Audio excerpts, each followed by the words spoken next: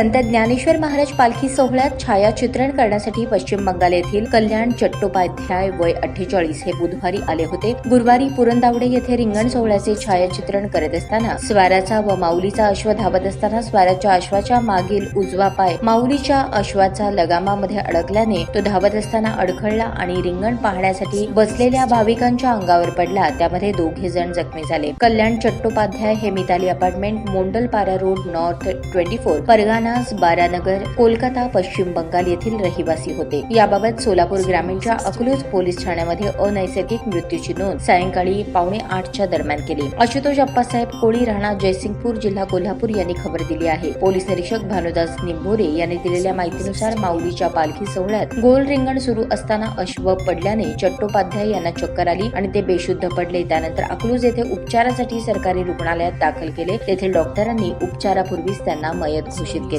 याबाबत पालखी सोहळा प्रमुख योगी निरंजन नाथ यांनी सदरची दुःखदायक घटना असल्याचे सांगितले। घटनेचे चित्रीकरण पाहिल्यास मागच्या अश्वाचा अंगभाग हा व्यक्तीच्या अंगावर पडल्याचे दिसते। अशा वेळी पोलीस आणि एनएसएसचे विद्यार्थ्यांनी उपचारासाठी रुग्णवाहिका करून दिली। चट्टोपाध्याय हे हौशी छायाचित्रकार होते। माळशिरस मुक्कामी समाज आरतीमध्ये त्यांना श्रद्धांजली वाहण्यात आली। तसेच विमा रक्कम मिळण्यासाठी आळंदी देवस्थानकडून प्रयत्न केला जाईल असे ते म्हणाले।